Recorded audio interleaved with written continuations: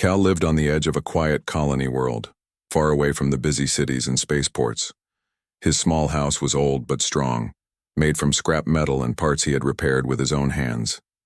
Cal was a simple man, a mechanic who worked hard, every day to take care of his little daughter, Mira. She was only 7 years old, full of questions, smiles, and always full of energy. Since her mother passed away 3 years ago, Cal had done everything to keep their small family together. One cold night, as Cal worked outside on a broken power unit, he heard a loud sound from the sky, a deep roar followed by a crash in the forest behind his house. Birds flew away and the ground shook lightly. Mira ran out, eyes wide. "Papa, what was that?" Cal stood still for a moment, wiping sweat from his forehead. "I don't know. Maybe a meteor. Go inside and lock the door, I'll check it out." With a flashlight in hand and a worn jacket around his shoulders, Cal walked into the dark trees. The forest was quiet now, except for the soft sound of wind and the crunch of leaves under his boots. After 10 minutes of walking, he saw something glowing faintly through the trees. It was not a meteor. A small spaceship, no bigger than a transport pod, had crashed into the soft earth. Smoke rose from its side, and one wing was broken. The hull had alien symbols Cal had never seen before. Carefully, he stepped closer. The ship's door was half open. Inside, he saw her. She was unconscious, slumped against the wall, her skin a soft bluish tone with light silver markings. Her outfit was torn at the shoulder and her breathing was slow but steady. She didn't look dangerous, but clearly she wasn't human.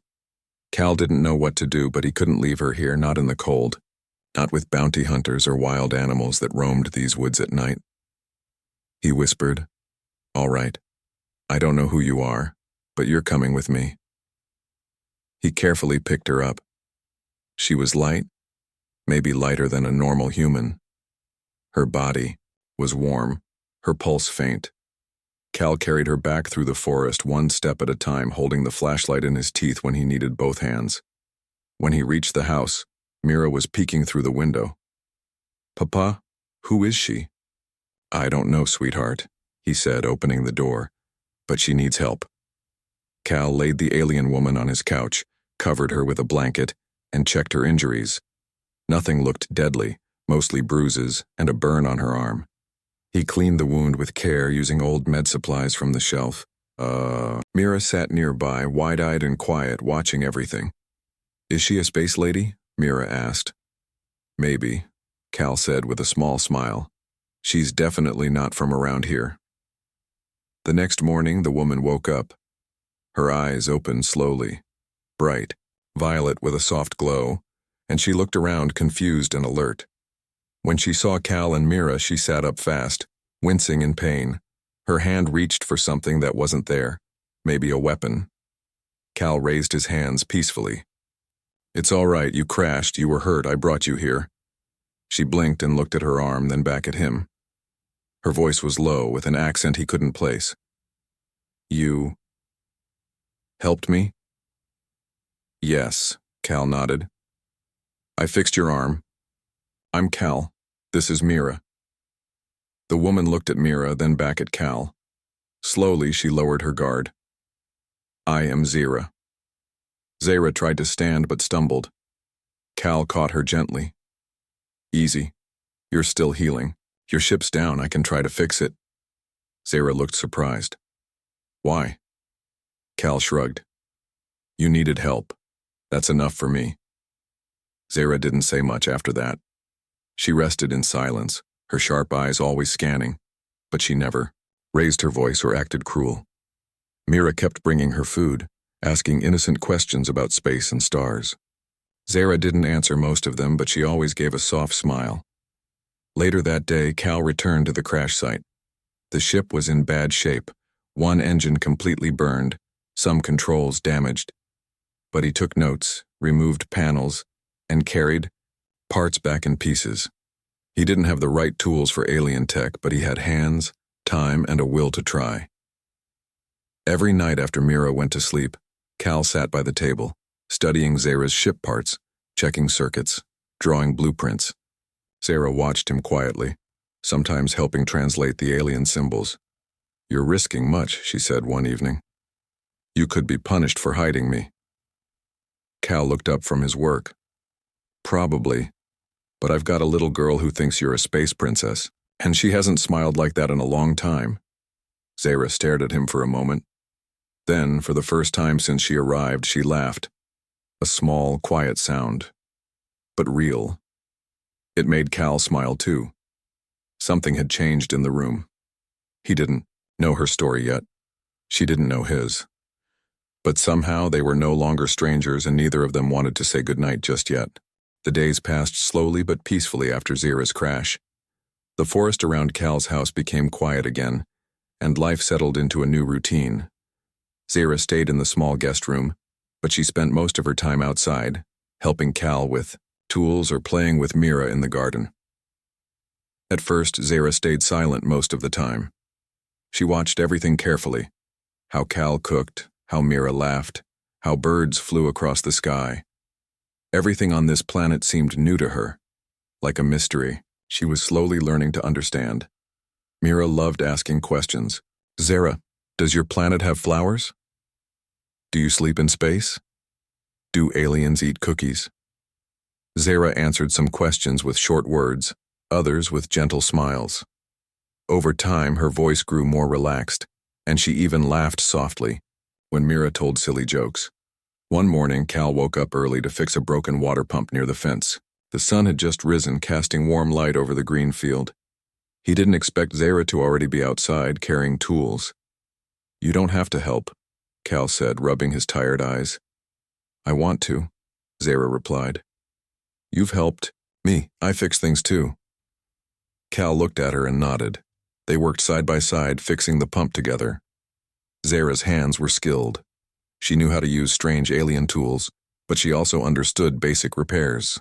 They didn't speak much while working, but there was a quiet comfort between them.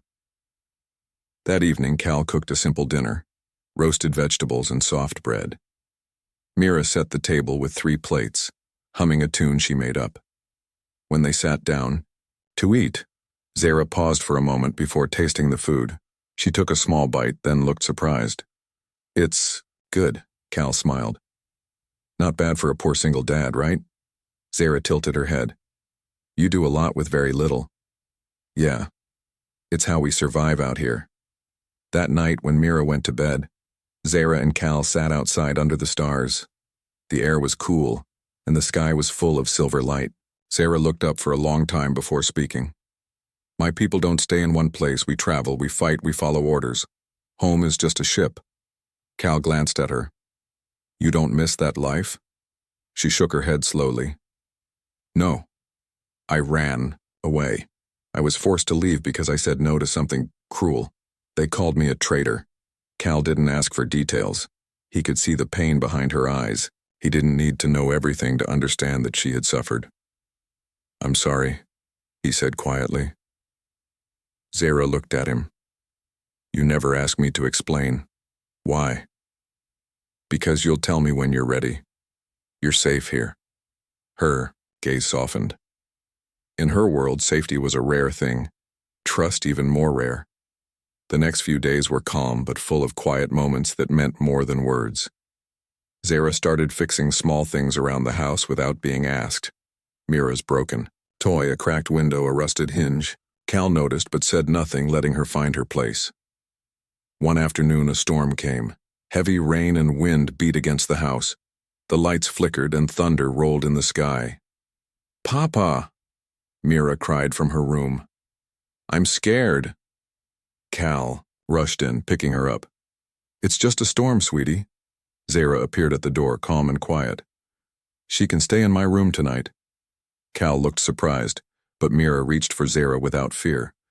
Zara carried her gently to the guest room, sat with her, and told her a story in her soft alien language.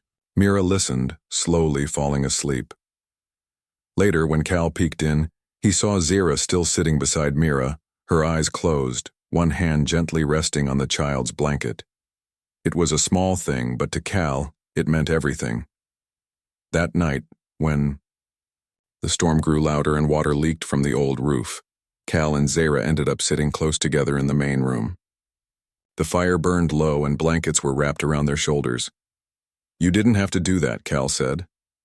"She was afraid," Zara replied. "I understand what fear feels like." They sat in silence for a moment. Then Cal asked, "Are you planning to leave once your ship is fixed?" Zara didn't answer right away. "I don't know. I thought I would. But now?" She looked around. The quiet house, the warm fire, the small drawing Mira had made earlier, taped to the wall. "Now I feel something I've never felt before." "What's that?" She turned to him, voice soft. "Peace." Cal didn't know what to say, so he just nodded, heart beating a little faster. Later that night, when Zara returned to her room, she paused at the door. She looked back at Cal one last time before closing it, and Cal sat alone for a while, staring at the empty chair across from him. Something was changing. He didn't know what this feeling was, but he knew. He didn't want her to leave. A week had passed since the storm. Zara was walking more freely now. The bruises had healed and her strength had returned. Every morning, Cal worked on the alien ship in the forest, carrying wires, tools, and metal parts. Zara joined him, helping in silence, her hands skilled and precise. Mira would follow them sometimes, picking wildflowers and pretending she was on an adventure. Cal smiled more often these days. He felt something growing between them, not just comfort, but something warmer. Then, trouble arrived. It started with a sound, low and distant, then growing louder. Engines. Dust flew across the field as a vehicle approached. Cal narrowed his eyes. It wasn't someone from the village. A black hover truck stopped near the fence. 4 men stepped out dressed in heavy gear. One wore a red visor, scanning the area. They didn't look friendly. Cal stepped forward, placing himself between them and the house. "Can I help you?" he asked.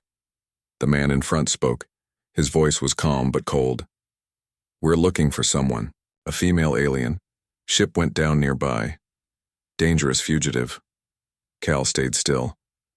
"Haven't seen anything like that." The man looked around. "Mind if we take a look?" Cal's jaw tightened. "My kid's inside. I don't want trouble." The man smirked. "We don't want trouble either, just answers." Zara watched from the window, eyes alert. She recognized the symbol on their jackets. Mercenaries, hired hunters from off-world. If they found her, they would drag her back in chains. Inside the house, Mira clutched her stuffed animal. "Papa, who are they?" "Just stay quiet, sweetheart," Cal whispered, gently pushing her behind the door.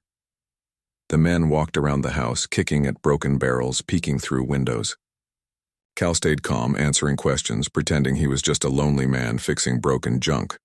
After a tense 15 minutes, they returned to their truck. "If you see anything," the leader said, "report it. Don't make us come back." Then, they were gone.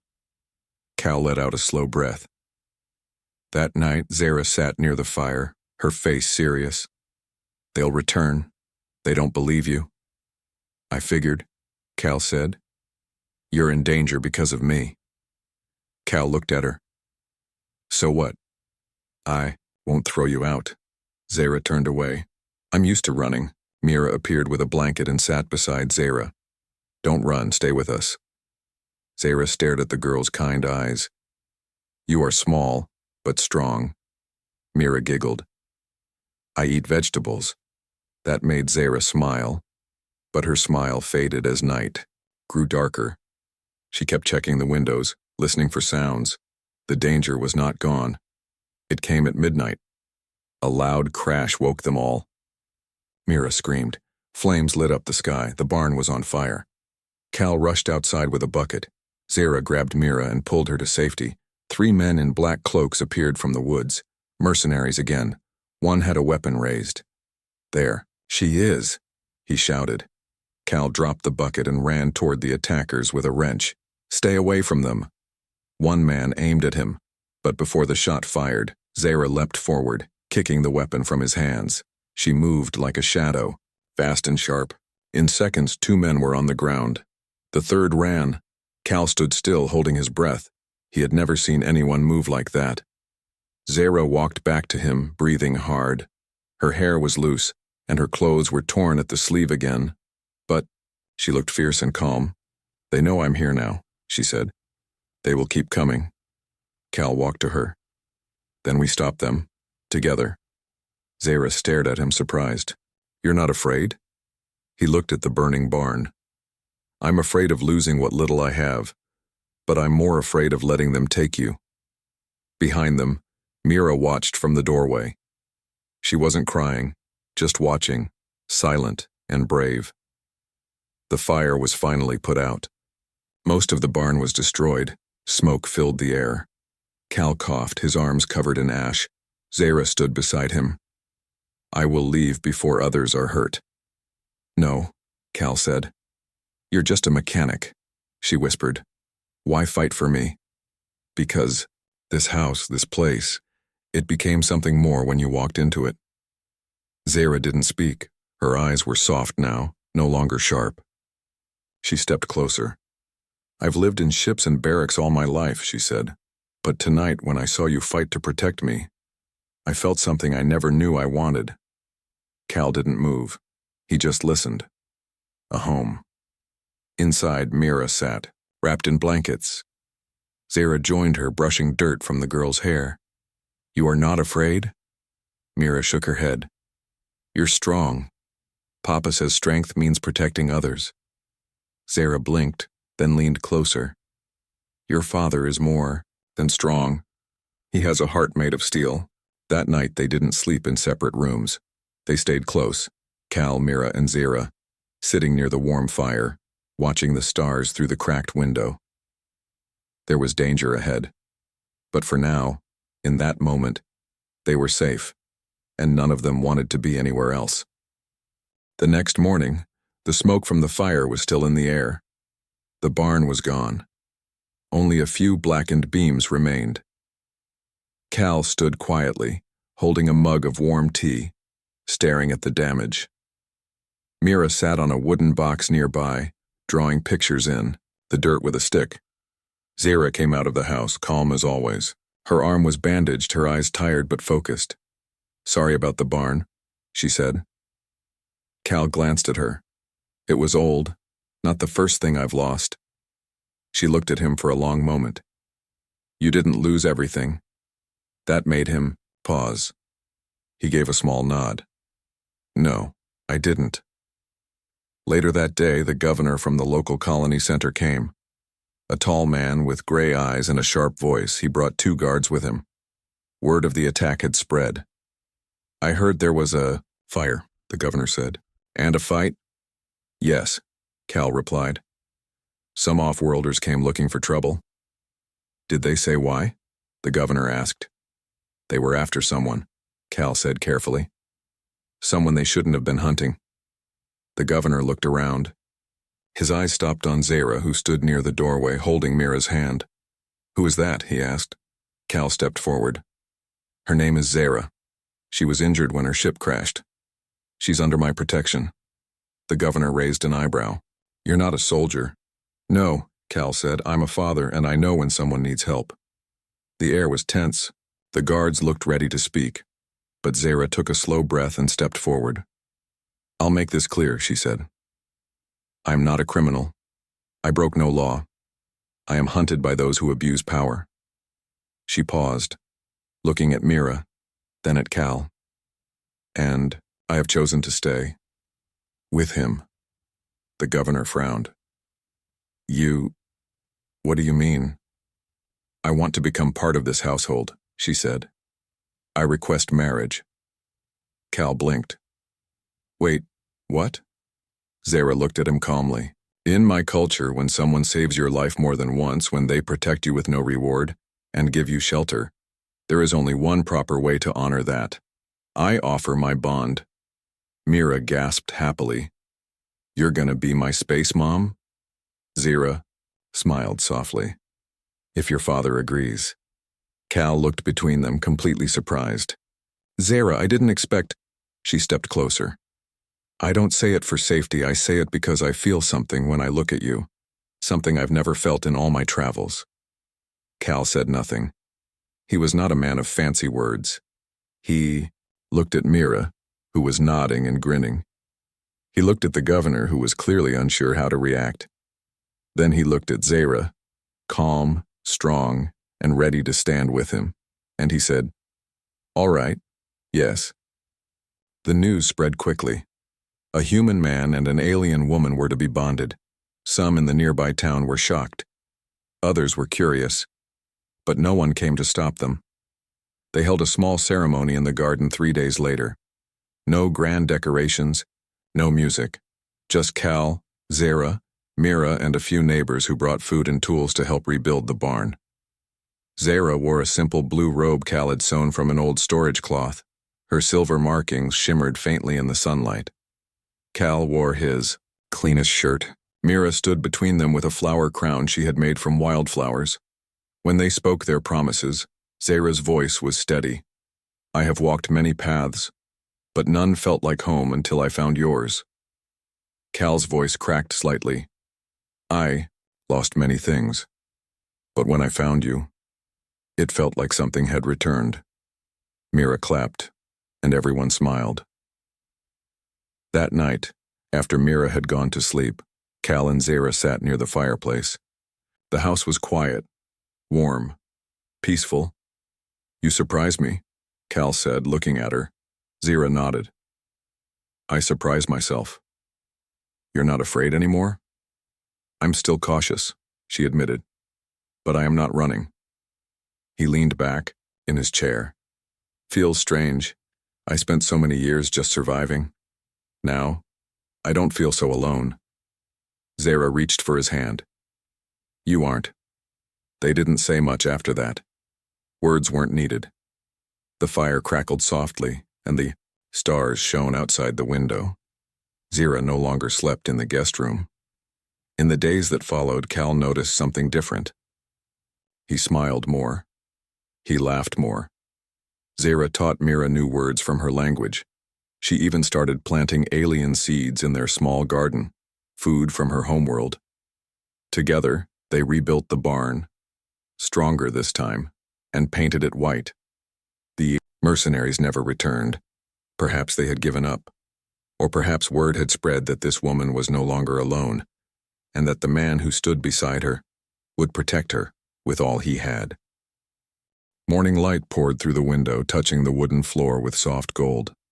Cal opened his eyes to the quiet hum of birds outside. Beside him, Zara lay still, her breathing calm, her silver markings catching the light like gentle reflections. Her head rested close to his shoulder, and her hand was resting over his chest. He smiled. This was his new life now. Not a dream, not a passing moment. It was real.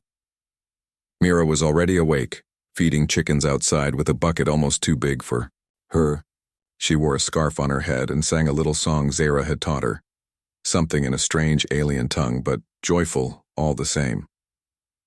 Zara joined her after breakfast, lifting Mira onto her shoulders so she could reach the roof to hang a small bell.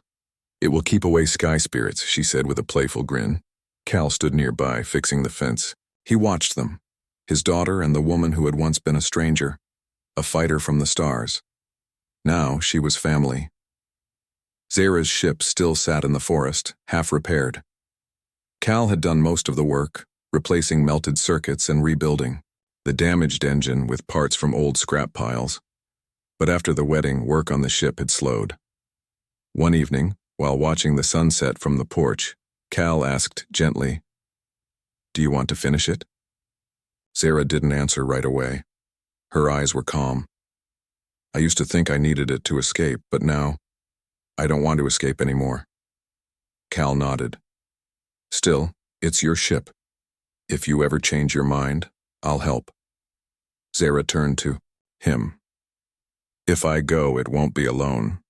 That's a promise." Soon the community around them began to change too. A few neighbors visited more often, curious but kind. One woman brought fresh bread. Another gave Zara a necklace made of carved wood. Even those who once whispered behind backs now waved from the road. Mira told everyone proudly, "This is my space mom. She's the strongest." Zira laughed and corrected her. Only second strongest. Your father is first. Cal blushed every time he heard that, but inside he felt proud. He was just a poor single dad once. Now he was something more. One afternoon, a message came through an old colony radio. It was from off-world authorities looking for fugitives connected to Zara's past. The message was vague, a warning to all outer planets. Zara listened in silence. Then she turned the radio off. I don't care who's still hunting me, she said. Let them come. Cal looked at her. We're not alone now, they'll think twice. She stepped closer. And if they don't, I'll protect this home like you protected me. Together, they stood strong, no longer afraid. As weeks passed, the seasons began to shift. Flowers bloomed along the garden's edge. The rebuilt barn held not only tools but memories of survival, courage, and new beginnings. One night, Callie sat with Mira on the porch while Zara prepared dinner inside. The stars were clear above. Papa, Mira said softly. I'm glad she stayed. Cal put his arm around her. Me too.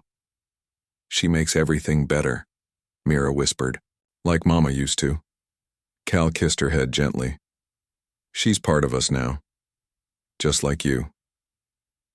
Later that night, after Mira had gone to sleep, Cal and Zira sat by the fire again, just like they did on that first quiet night. But now, the silence felt full, not empty. Do you miss space? Cal asked. Sometimes, Zira said. But it's cold out there, empty. No one waits for you. No one cares if you come back. She looked into the fire, her voice soft. But here, every day, I wake up to a reason to stay. Cal took her hand. You gave me that reason too. They leaned close. No words needed. Just warmth. Just understanding, and so life continued, not perfect, not without hard work, but full of meaning. Zara planted alien herbs in the garden. Cal fixed machines for neighbors. Mira made drawings of their family, her, Papa, and Space Mom, all holding hands. And the old ship? It stayed where it was among the trees, not forgotten, but no longer needed. One day, Cal found a small metal badge tucked in the drawer of Zara's old gear. It was a symbol of her rank, a mark of power and command from her past life. He brought it to her. You dropped this. Zara looked at it, then at him. She smiled, then placed the badge into a jar, sealed it, and buried it under the tree near the garden. That part of my life is over, she said. Cal nodded. And this new part? Zara looked at him, her eyes soft. It's just beginning. And with that, a simple mechanic, a runaway alien, and a joyful child built something no weapon could destroy. A real home. Not made of walls, but of trust, love, and a bond that no distance could break. They didn't need stars to feel complete. They had each other, and that was enough.